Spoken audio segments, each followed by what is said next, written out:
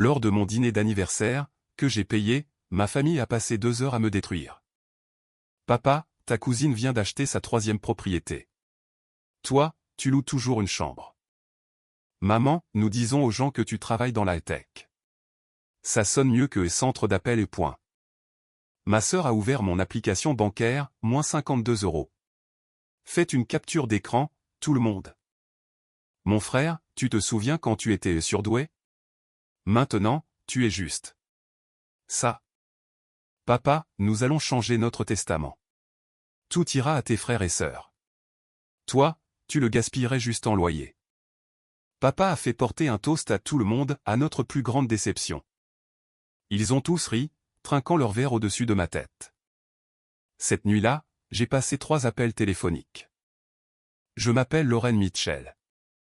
J'ai 32 ans.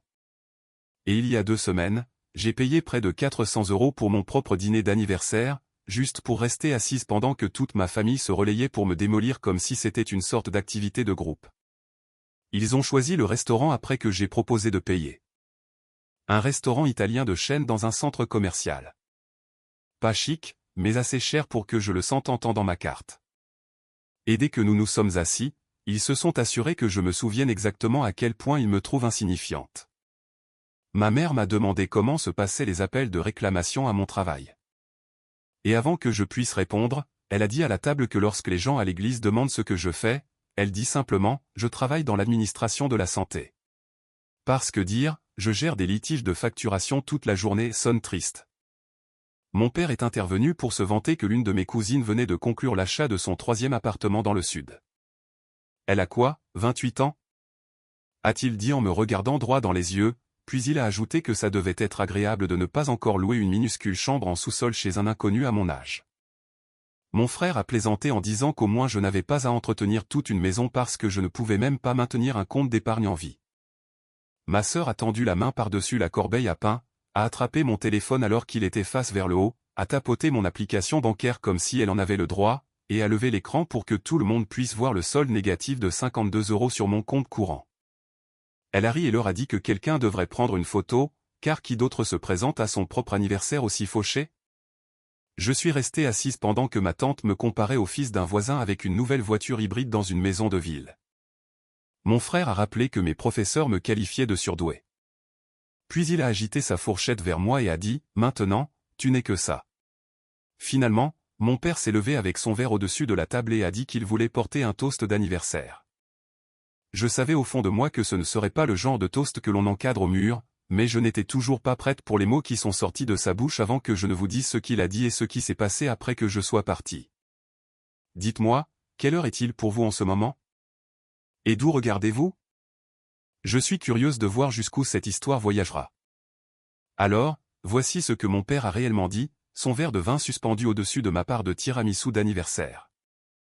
Il s'est raclé la gorge, a regardé tout le monde sauf moi, et a dit, à notre plus grande déception, puisse-t-elle au moins trouver quelqu'un d'assez riche pour l'empêcher de revenir à la maison. Puis il a ri de sa propre blague pendant que ma mère, mon frère et ma sœur trinquaient leur verre au-dessus de ma tête comme si c'était la chose la plus drôle qu'ils aient jamais entendue. Personne n'a hésité. Personne n'a bronché. Même ma cousine s'est jointe à eux. Je suis juste restée assise, les mains sur mes genoux, mon couteau et ma fourchette intacts, sentant mes oreilles chauffer pendant qu'un couple à la table voisine essayait de ne pas dévisager. Ma mère a pris une gorgée et a ajouté presque nonchalamment qu'elle et mon père avaient en fait mis à jour leur testament récemment. Nous avons décidé que tout irait aux enfants qui savent quoi en faire, a-t-elle dit, les yeux toujours fixés sur son assiette. Lorraine le dilapiderait simplement en loyer et en livraison de courses. Mon frère a souri d'un air suffisant et a dit qu'au moins maintenant j'avais une motivation. Ma sœur m'a donné un coup de coude et m'a dit de ne pas être si sensible, que c'était juste de l'honnêteté familiale. Et allais-je vraiment bouder alors qu'ils essayaient d'aider? Je n'ai pas discuté. Je n'ai pas pleuré. Je n'ai pas repris mon téléphone ni quitté la pièce en claquant la porte. J'ai plutôt demandé l'addition au serveur. Quand le petit dossier noir est arrivé, mon père a tapoté ses poches comme s'il allait chercher son portefeuille, puis a laissé sa main retomber et a dit « Tu t'en charges, n'est-ce pas, la reine de la fête ?» Le total avec les taxes et le pourboire était d'un peu plus de 400 euros. Ma carte est passée uniquement parce que c'était une carte de crédit, pas le compte courant vide qu'il venait de se faire passer comme un projet de groupe. Dehors, sur le parking froid, tout le monde est soudainement redevenu normal. Ma mère m'a serré dans ses bras et m'a dit qu'elle me verrait pour les préparatifs de Noël. Mon frère m'a tapé sur l'épaule. Ma sœur m'a demandé si je voulais la photo de groupe qu'elle avait prise juste après le toast. Personne ne s'est excusé. Personne n'a vérifié si j'allais bien. Je suis retourné en voiture au studio en sous-sol que je loue à un veuf de l'autre côté de la ville, je me suis garé et je suis resté assise dans ma voiture, moteur éteint, assez longtemps pour que les vitres s'embuent. Je continuais d'entendre ce mot dans ma tête, déception, comme si c'était maintenant mon titre officiel. Quand je suis finalement rentré, j'ai fait 2 choses. J'ai ouvert mon ordinateur portable et j'ai affiché 3 comptes qui avaient discrètement régi ma vie pendant des années. Puis j'ai passé 3 appels téléphoniques. Un à une société de crédit immobilier dans un autre État, un à un prêteur automobile, et un à mon propriétaire à l'étage. Quand je me suis couché quelques heures plus tard, rien dans leur monde n'avait encore changé. Ils riaient encore de leur petit toast, complètement inconscients que je venais de retirer le seul filet de sécurité qu'ils avaient réellement. Ce qui est drôle, c'est que ma famille a toujours parlé de moi comme si j'étais celle qui freinait tout le monde, l'enfant qui n'a jamais vraiment décollé. Mais si vous regardiez mes relevés bancaires des 6 dernières années, vous penseriez que j'étais la seule à maintenir le tout à flot pendant qu'ils se moquaient de mes 52 € à cette table. Ils n'avaient aucune idée que la raison pour laquelle mon compte courant frôle le vide la plupart du temps, c'est que chaque mois depuis mes 26 ans, entre 800 et 1200 € sont allés directement de mes fiches de paie à leurs factures. Mon travail dans la facturation médicale ne paie pas mal pour ma ville, environ 43 000 € par an, mais ce n'est pas de l'argent magique. Quand l'entreprise de rénovation de mon père a commencé à ralentir, il m'a appelé et m'a dit qu'ils étaient un peu justes sur l'hypothèque. Et si je pouvais aider pour quelques mois seulement, jusqu'à ce que plus de contrats arrivent. L'hypothèque de leur maison de 3 chambres en banlieue est de près de 3 000 € par mois. Le travail à temps partiel de ma mère dans un cabinet dentaire couvre les courses et les charges quand tout va bien, mais c'est tout. J'ai donc mis en place un paiement automatique de mon compte directement à leur service de prêt hypothécaire. Je me suis dit que ce serait temporaire. Puis, quand mon frère a voulu un nouveau SUV pour son travail de commercial, et que son crédit n'était pas assez bon, il m'a demandé de co-signer. Il a promis que je n'aurais jamais à payer quoi que ce soit. 3 fois en 2 ans, il a appelé juste pour cette fois quand il était en retard. Et au lieu de laisser le prêt en défaut, j'ai fait le paiement.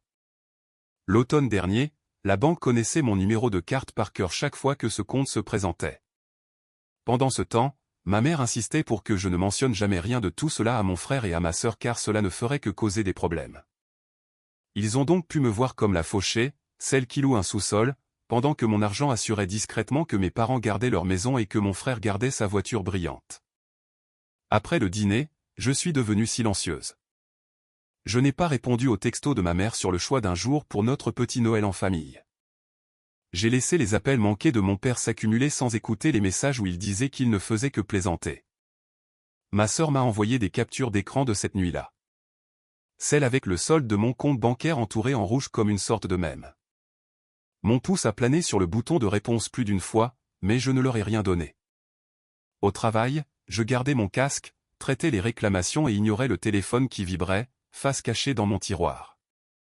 Le 10e jour après le dîner, ma mère m'a envoyé un long message disant qu'elle s'inquiétait de ma distance et que la famille ne devrait pas laisser les malentendus s'envenimer.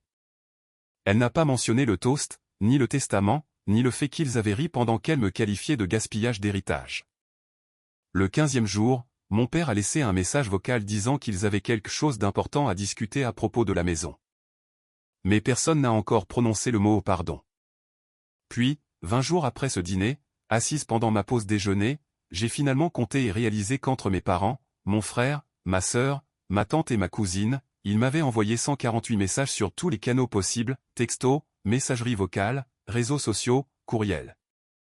Tous exigeant de savoir pourquoi je les ignorais, demandant ce que j'avais fait, m'avertissant des conséquences. Ils étaient en pleine panique, et ils ne connaissaient toujours pas le simple fait qui sous-tendait tout cela. La seule raison pour laquelle leur vie ne s'était pas effondrée des années auparavant était assise dans un cubicule beige avec un badge d'habilitation autour du cou, essayant très fort de ne pas vomir du mélange de colère et de soulagement. Chaque fois qu'un autre appelle-moi maintenant vibrait et restait sans réponse. Au moment où le calendrier a atteint le 1er du mois après mon anniversaire, les 3 appels que j'avais passés de mon sous-sol cette nuit-là se sont finalement manifestés dans leur monde. Le paiement automatique que j'envoyais à l'hypothèque de mes parents depuis 6 années consécutives n'est pas passé parce que je l'avais annulé. Et au lieu de couvrir discrètement le manque comme il le faisait toujours, la banque a tenté de prélever sur le compte presque vide de mon père, le faisant passer dans le rouge, et a envoyé une lettre d'avertissement. Ma mère a fait exploser mon téléphone de texto ce matin-là, disant que quelque chose n'allait pas avec notre prélèvement automatique, comme si c'était le leur, demandant si la banque avait fait une erreur. Mon père, qui déteste normalement s'occuper de tout service client, a laissé un message vocal en grognant à propos de ses prêteurs qui jouaient à des jeux. Je savais exactement ce qui s'était passé. J'étais resté en attente avec cette société de crédit immobilier pendant que le serveur du restaurant emballait mon plat non mangé, j'avais écouté le représentant confirmer mon nom et les 4 derniers chiffres du compte que je payais. Puis je lui avais demandé de retirer ma carte et d'annuler le prélèvement. Elle avait semblé presque surprise que ce soit moi qui payais, pas les propriétaires du prêt, et m'avait poliment rappelé que sans autre moyen de paiement enregistré, la prochaine échéance ne serait pas respectée. Je l'ai remercié, j'ai raccroché et je suis passé au prêteur automobile. Le 7 du mois, mon père m'attendait sur le parking devant mon immeuble de bureau à la fin de ma journée de travail. Il faisait déjà nuit, mais j'ai reconnu son camion garé de travers sur 2 places. Il s'est placé devant ma voiture compacte avant que je puisse m'éloigner et m'a fait signe de baisser la vitre. Nous devons parler de la maison, a-t-il dit, essayant de garder sa voix basse pendant que d'autres employés passaient. Je lui ai dit que j'avais un rendez-vous, ce qui était un mensonge. Je n'avais nulle part où aller ce soir-là, sauf loin de lui. Il a posé ses mains sur mon capot et a demandé pourquoi les gens de l'hypothèque disaient que le paiement automatique avait été annulé. Je lui ai rappelé que c'est moi qui l'avais mis en place et que c'est moi qui pouvais l'arrêter. Sa bouche s'est ouverte et fermée 2 fois comme un poisson avant qu'il ne trouve ses mots. « Tu ne peux pas faire ça », a-t-il dit. « Nous comptions sur toi. » Je lui ai demandé s'il se souvenait de ce qu'il avait dit à mon dîner d'anniversaire quand il a levé son verre au-dessus de mon gâteau. Ses yeux se sont détournés. Il a marmonné quelque chose à propos de juste te donner un coup de pouce. J'ai mis ma voiture en marche arrière et je lui ai dit que la banque lui en avait donné un aussi, puis j'ai reculé pendant qu'il criait encore mon nom. Cette nuit-là, mon frère a finalement fait le rapprochement. Il m'a appelé de son appartement, la voix déjà haute avant même que je dise bonjour. « As-tu arrêté de payer ma voiture » a-t-il exigé. Depuis 2 ans, chaque fois qu'il était en retard, j'étais allé en ligne et m'étais assuré que le paiement était couvert avant le 15e du mois. Les 3 appels que j'avais passés après le dîner incluaient le prêteur automobile, non seulement pour demander ce qui se passerait si j'arrêtais de couvrir, mais pour leur dire que je n'autoriserais plus de prélèvement.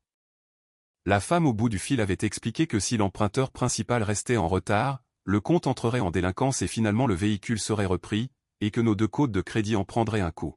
« Tu nous mets tous les 2 dans le pétrin juste pour prouver un truc bizarre », a dit mon frère, respirant fort dans le téléphone.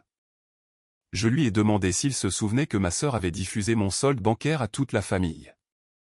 S'il se souvenait avoir ri quand ma mère a dit que je gaspillerais tout héritage, s'il se souvenait avoir trinqué quand notre père a porté un toast à ma déception. Il a dit qu'il ne faisait que s'amuser. Que je suis dramatique. Que la famille a toujours plaisanté comme ça. Je lui ai dit qu'à partir de ce mois, il découvrirait ce que ça fait d'être traité comme un véritable adulte. Puis j'ai raccroché avant qu'il ne puisse retourner la situation. 2 jours plus tard, en arrivant au travail, j'ai regardé à travers les portes vitrées du hall une dépanneuse accrocher son SUV brillant sur le parking des visiteurs où il l'avait garé pour me surprendre. Il était là, en chemise, parlant rapidement au téléphone pendant que quelques-uns de ses collègues regardaient depuis le trottoir. Un des gardes s'est interposé entre nous alors que j'approchais, déjà informé après mon avertissement précédent que ma famille pourrait se présenter. Mon frère m'a vu, a pointé du doigt et a crié que c'était de ma faute. Mais j'ai juste montré mon badge, je suis passé et je me suis assise à mon bureau, sachant que pour la première fois depuis que j'avais signé mon nom à côté du sien sur ce prêt, les conséquences de ces choix atterrissaient enfin là où elles devaient être. La semaine après que la dépanneuse a emporté le SUV de mon frère, ma vie dans ce studio en sous-sol a commencé à ressembler moins à un foyer et plus à un piège qui me maintenait à distance de conduite de personnes qui ne voyaient aucun inconvénient à m'utiliser comme un distributeur automatique. Qu'elle pouvait insulter. Alors, j'ai frappé à la porte de l'étage et j'ai dit à Patrick, mon propriétaire, que je déménagerais au milieu du mois suivant. Nous avions un arrangement de mois en mois depuis un certain temps. C'est un professeur de lycée veuf qui loue le sous-sol aménagé pour couvrir les extras. Et quand je lui ai dit que je partais pour des raisons professionnelles, il a seulement demandé que je lui donne une date ferme, il a même proposé de me rédiger une recommandation pour de futurs propriétaires. Je suis retourné en bas et j'ai payé pour 3 semaines dans un hôtel de séjour prolongé de l'autre côté de la ville, en utilisant une partie de l'argent que j'avais mis de côté dans un compte d'épargne en ligne dont ma famille ignorait l'existence. Près de 19 000 € accumulés lentement sur 3 ans en vivant modestement tout en leur envoyant la plupart de ce que je gagnais. Le déménagement lui-même a été rapide.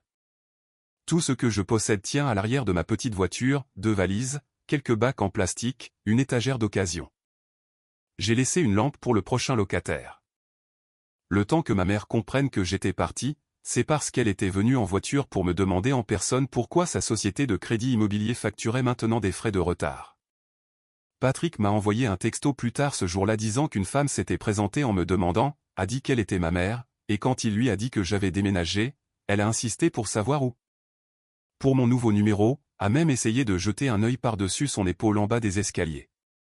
Il lui a dit poliment qu'il ne pouvait pas partager les informations d'une ancienne locataire, non pas par loyauté envers moi, mais parce que c'est juste sa façon de faire les choses.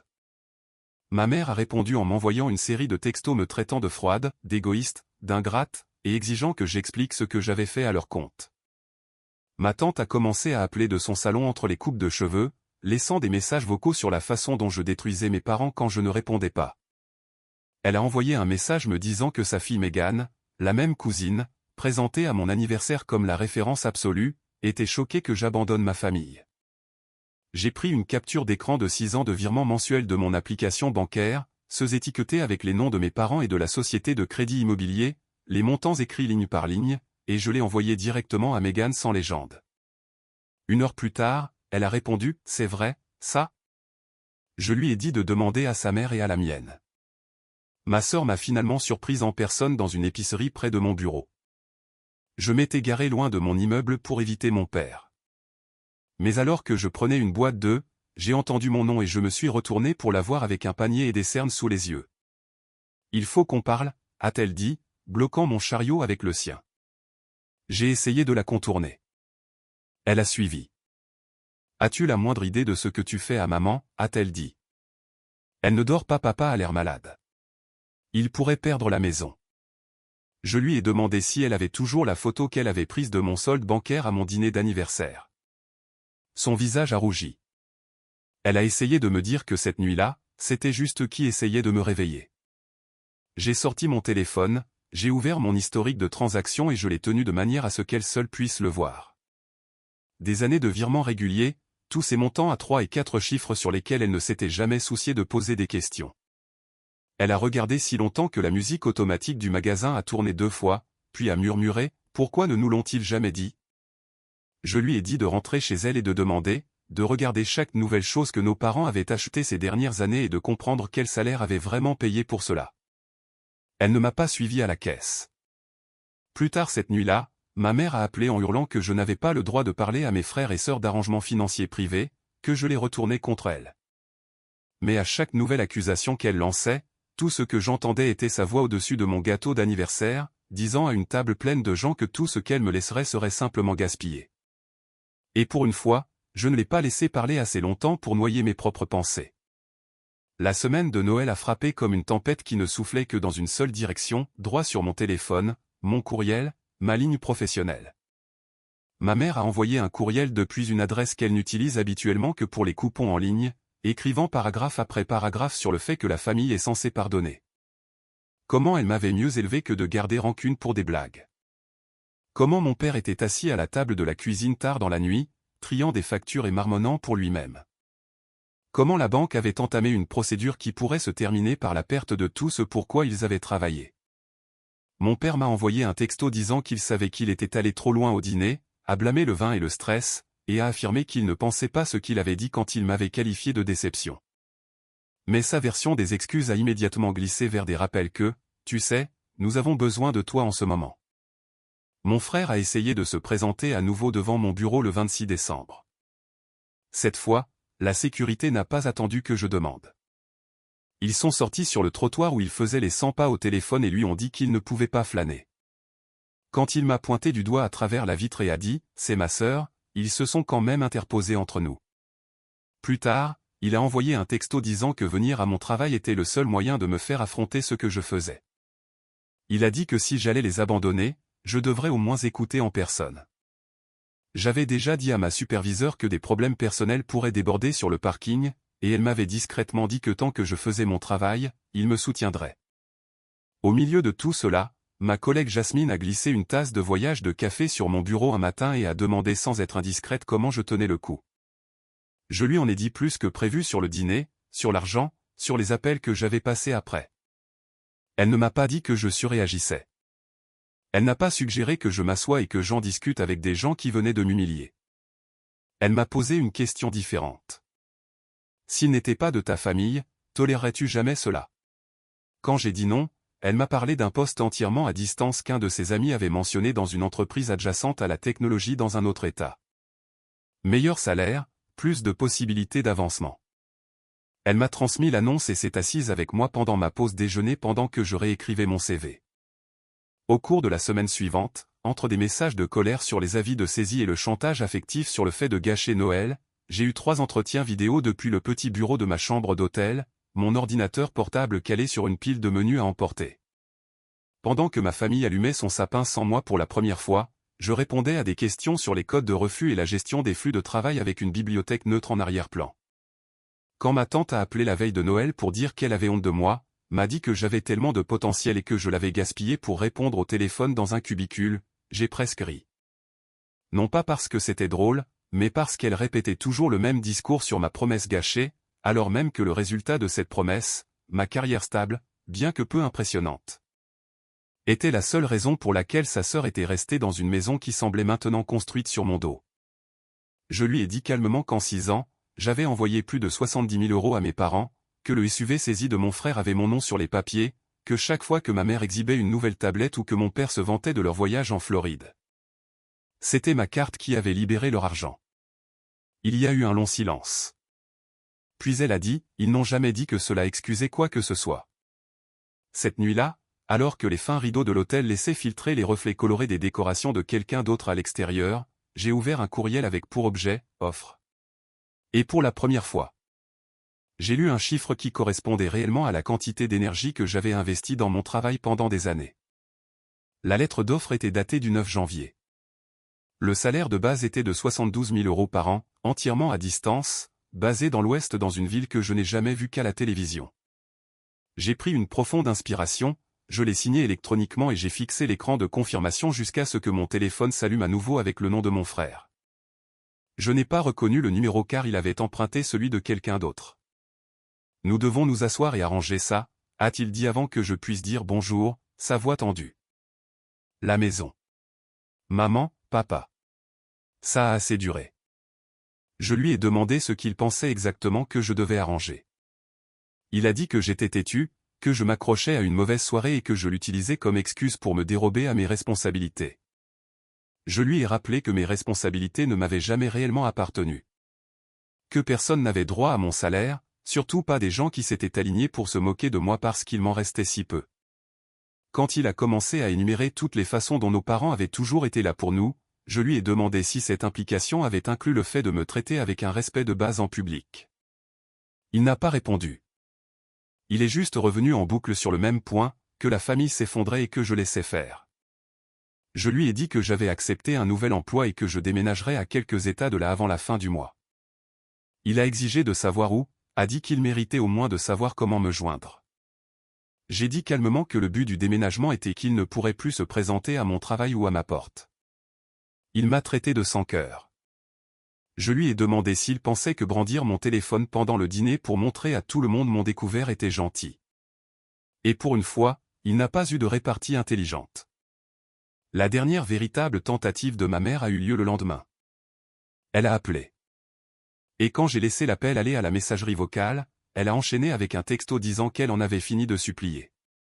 Que si je ne la rappelais pas ce jour-là, je n'étais plus sa fille. Comme si je n'avais pas déjà entendu ce verdict dans chaque mot qu'elle a prononcé au-dessus de mon gâteau. Mon père a tenté un dernier message imbibé de culpabilité sur le fait qu'il avait été sous pression quand il avait dit ce qu'il avait dit, que perdre la maison le briserait. J'ai pensé à toutes les nuits où ma propre poitrine s'était serrée après leur avoir viré de l'argent dont j'avais besoin pour mon propre loyer. Comment personne n'avait jamais jugé ce stress digne d'être mentionné? Puis j'ai ouvert les paramètres de mon téléphone et j'ai bloqué chacun de leurs numéros, ainsi que ceux de mes tantes, de mes cousines, et même de ma sœur et de mon frère. Je les ai bloqués sur les réseaux sociaux, j'ai marqué leur courriel pour qu'ils aillent directement dans un filtre que je n'ouvrirai jamais. 2 mois plus tard, après avoir déballé mes affaires dans un appartement d'une chambre modeste mais propre dans une ville ensoleillée où personne ne connaît mon nom de famille, une connaissance commune de ma ville natale m'a envoyé un court message. La maison de tes parents est listée sur un site d'enchères. La banque avait agi plus vite que je ne l'avais prévu. Sans plus de paiement secret pour cacher les manques, les arriérés se sont accumulés. La saisie a eu lieu. La maison s'est vendue pour moins que ce qu'ils devaient. Et mes parents sont partis, non pas avec des capitaux propres, mais avec une notification sur leur crédit qui les suivra pendant des années. Mon frère, déjà touché par la reprise de son SUV, a trouvé des propriétaires réticents à lui louer sans caution supplémentaire. Ma sœur a vidé ses petites économies en essayant de maintenir nos parents dans une location à peu près décente. Puis elle a réalisé qu'elle ne pouvait pas les porter non plus. Les clients du salon de ma tante, qui avaient entendu pendant des années parler de son neveu à succès et de la fille avec 3 propriétés dans le sud, entendaient maintenant des histoires différentes chuchotées sous les sèche-cheveux. À propos d'un couple qui laissait un enfant financer leur style de vie tout en la qualifiant de potentiel gâché. Quand je pense à eux maintenant, j'imagine une maison avec les lumières éteintes et une boîte à clés sur la porte, un endroit qui a symbolisé pendant des décennies tout ce dont ils étaient fiers, réduit à une ligne sur la feuille d'investissement de quelqu'un d'autre. Et je me pose la question que j'aurais aimé que quelqu'un me pose il y a des années. Que dois-tu à des gens qui n'ont aimé que la version de toi qui les maintenait dans leur confort? Je ne me sens pas triomphant qu'ils aient tant perdu, mais je ressens quelque chose qu'ils ne m'ont jamais donné, la paix. Ils ont passé des années à me dire que j'étais leur plus grande déception. Il s'avère que la vraie honte était la rapidité avec laquelle leur monde s'est effondré une fois que la déception s'est finalement choisie elle-même. La banque a entamé une procédure de saisie. Est-ce vrai? J'ai confirmé qu'ils étaient en retard et que la banque avait probablement envoyé un avis après 30 jours de retard. Elle a répondu, elle dit à tout le monde que tu les as pris par surprise. Je lui ai demandé si ma mère avait aussi dit à tout le monde que je couvrais leur hypothèque depuis des années. Elle a envoyé 3 points de suspension, puis, non, elle a en quelque sorte omis cette partie. Vers la même semaine, mon frère Eric s'est de nouveau présenté à l'entrepôt de stockage. Cette fois, la sécurité l'a arrêté avant qu'il ne puisse atteindre la porte d'entrée car le directeur avait signalé sa précédente scène sur le parking. Il m'a envoyé un texto par la suite, me traitant de pathétique pour avoir impliqué la sécurité, sous-entendant que protéger les limites de mon lieu de travail était en quelque sorte une trahison. Ma sœur Megan, qui était restée silencieuse depuis notre confrontation sur le parking, m'a finalement recontacté, cette fois avec un ton plus sobre, me demandant si je voulais la rencontrer dans un café près du centre commercial. J'ai accepté, plus par curiosité de savoir quelle version de l'histoire mes parents racontaient maintenant que par autre chose. Elle est arrivée l'air épuisée, a commandé une boisson avec des mains tremblantes, et a dit « Ils vont perdre la maison ». Ils ont reçu une autre lettre. J'ai entendu papa parler de peut-être déclarer faillite. Il n'arrête pas de dire que si seulement tu leur pardonnais et que tu revenais à la situation d'avant, ils pourraient arranger les choses. Je lui ai demandé si elle croyait sincèrement que la solution à des années de manque de respect était que je reprenne tranquillement l'envoi de mon salaire. Aux mêmes personnes qui s'étaient moquées de moi avec cette capture d'écran de solde négatif. Elle n'a pas répondu directement, a juste dit « Je ne sais pas quoi faire d'autre ». Et c'était ça le problème. Ils n'avaient même jamais envisagé d'ajuster leurs propres dépenses, de vendre des choses, de réduire leur train de vie, de demander aux enfants dont ils étaient fiers de prendre le relais. Dans leur esprit, la seule solution acceptable était de reconstruire le même pipeline invisible de mon compte au leur. L'entretien que j'attendais s'est transformé en une offre une semaine plus tard. Un poste d'opération client à distance pour une société de logiciels basée dans l'Ouest qui payait presque le double de ce que je gagnais à l'entrepôt de stockage. C'était comme si quelqu'un avait ouvert une fenêtre dans une pièce étouffante. J'ai accepté, j'ai donné mon préavis de 2 semaines et j'ai commencé à chercher des appartements non seulement de l'autre côté de la ville, mais de l'autre côté des frontières de l'État. Si ma famille pouvait se présenter à mon travail et à ma porte dans une ville, j'ai réalisé que la seule véritable frontière qui tiendrait serait une distance qu'ils ne pourraient pas facilement parcourir en voiture. J'ai donc encerclé une ville sur la carte où je ne connaissais personne, où mes parents n'avaient ni cousins ni vieux amis, et j'ai commencé à planifier un déménagement dont ils ne sauraient rien avant que je sois déjà parti. Au début de la nouvelle année, les conséquences que ma famille avait passé des années à fuir les avaient finalement rattrapées et commençaient à les dépasser. Mes parents ont reçu un avis formel de leur banque début janvier, leur donnant un calendrier clair pour la saisie. Ils étaient officiellement en défaut de paiement. Les frais de retard et les pénalités s'étaient accumulés si haut qu'il n'y avait plus moyen de prétendre que c'était un contretemps mineur. Leur carte de crédit, qu'ils avaient utilisée comme une deuxième source de revenus depuis aussi longtemps que je me souvienne, était au maximum, et plusieurs avaient été fermées. La petite entreprise de construction de mon père, qui boitait depuis des années grâce aux bouche à oreille et aux travaux au noir, a perdu son dernier gros client quand il a dû admettre qu'il ne pouvait pas avancer le coût des matériaux. Le travail à temps partiel de ma mère dans un cabinet dentaire couvrait à peine les courses.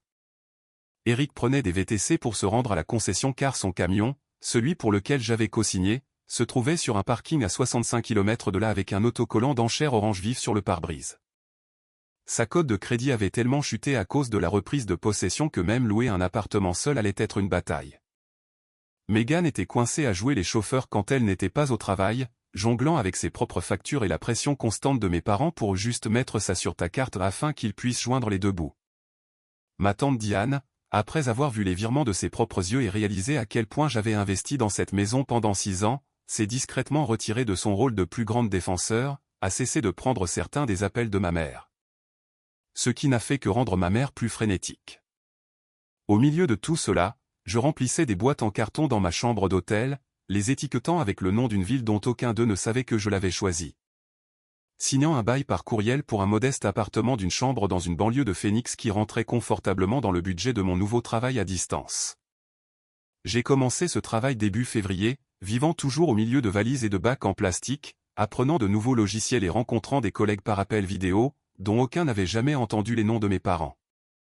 Aucun ne se souciait que ma cousine possède des propriétés ou que mon frère conduisait autrefois un beau camion. Dans ce nouvel espace, leur voix était enfin silencieuse.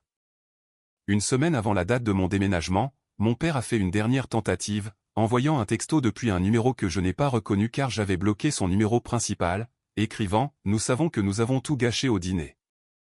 Nous sommes allés trop loin, mais tu es toujours notre fille. Nous devons nous asseoir et faire un plan. Nous ne pouvons pas faire ça sans toi. » Les mots « nous ne pouvons pas faire ça sans toi » m'ont dit tout ce que j'avais besoin de savoir sur la façon dont il me voyait encore. Non pas comme une personne avec sa propre vie, mais comme un filet de sécurité ambulant qui avait osé s'écarter. Ma mère a envoyé un long courriel parlant de comment toute leur vie était dans cette maison. Comment aucun parent ne devrait avoir à s'inquiéter d'être sans abri, comment elle ne pouvait pas dormir, sachant que des étrangers pourraient un jour se promener dans sa cuisine lors d'une visite libre. Sans jamais reconnaître que j'avais déjà été à un salaire manqué de ne pas payer mon propre loyer pendant des années à cause d'eux.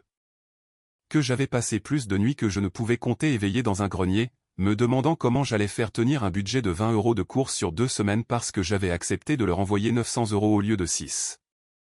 J'ai lu ces messages une fois, puis je les ai classés dans un dossier que j'ai nommé épreuve, au cas où ils essaieraient un jour de réécrire l'histoire. Le jour où j'ai quitté le Tennessee, ma voiture si pleine que je pouvais à peine voir par la lunette arrière, j'ai éteint mon téléphone pendant plusieurs heures. Quand je l'ai finalement rallumé dans une station-service quelque part en Arkansas, il y avait d'autres appels manqués, d'autres textos, d'autres s'il te plaît, mais je n'ai pas répondu. Un mois plus tard, debout dans mon petit mais ensoleillé salon en Arizona, regardant des meubles d'occasion que j'avais choisis moi-même, me connectant à un compte bancaire qui ne se vidait pas pour couvrir l'hypothèque de quelqu'un d'autre. J'ai reçu une dernière nouvelle par l'intermédiaire d'une cousine qui me suit toujours sur les réseaux sociaux. Mes parents avaient perdu la maison. La banque l'avait mise aux enchères. Ils emménageaient dans un 2 pièces exigu dans un quartier moins désirable de la ville, payant presque autant de loyer que leur ancienne hypothèque parce qu'ils avaient attendu trop longtemps pour s'adapter. La plupart de leurs biens superflus, le grand canapé d'angle, le barbecue sophistiqué, les sacs à main de créateurs que ma mère aimait poster en ligne, avaient été vendus au coup par coup pour couvrir les frais de déménagement et les factures en retard. Eric et Megan étaient officiellement livrés à eux-mêmes, avec des parents qui ne pouvaient plus co-signer, plus les dépanner, plus prétendre être l'histoire de succès à toute épreuve qu'ils avaient toujours présentée. Pendant un certain temps, je me suis demandé si je devais me sentir coupable de regarder tout cela se dérouler à des milliers de kilomètres. Mais ensuite, je me souvenais de la voix de ma mère disant « Nous disons aux gens que tu es dans les opérations. » Ça sonne mieux que le stockage ou mon père riant. À Lorraine, notre plus grande déception pendant que les vers s'entrechoquaient au-dessus de ma tête, et la culpabilité se dissipait pour laisser place à quelque chose de plus clair, quelque chose comme de la résolution. Parce que voici la leçon que j'ai apprise à la dure, et la seule que je veux vraiment que quiconque entendant ceci retienne. Les liens du sang ne donnent à personne un droit permanent sur votre travail ou votre compte en banque. Si quelqu'un vous montre encore et encore qu'il valorise ce que vous faites pour lui plus qu'il ne vous valorise vous, ce n'est pas de la cruauté de s'éloigner. C'est du respect de soi. Mes parents ont choisi de se moquer et de rabaisser la même fille qui soutenait discrètement tout leur style de vie. Ils ont choisi la fierté et les apparences plutôt que l'honnêteté et la gratitude. Et à la fin, quand l'argent s'est arrêté, la maison, les voitures, l'image, tout a disparu avec. Ils se sont retrouvés avec ce qu'ils avaient mérité, l'un l'autre, une pile de factures sans fil invisible pour les payer, et la connaissance que la personne qu'ils avaient qualifiée de déception s'est construit une vie sans eux, et a finalement, miséricordieusement, cessé de s'excuser de s'être sauvé.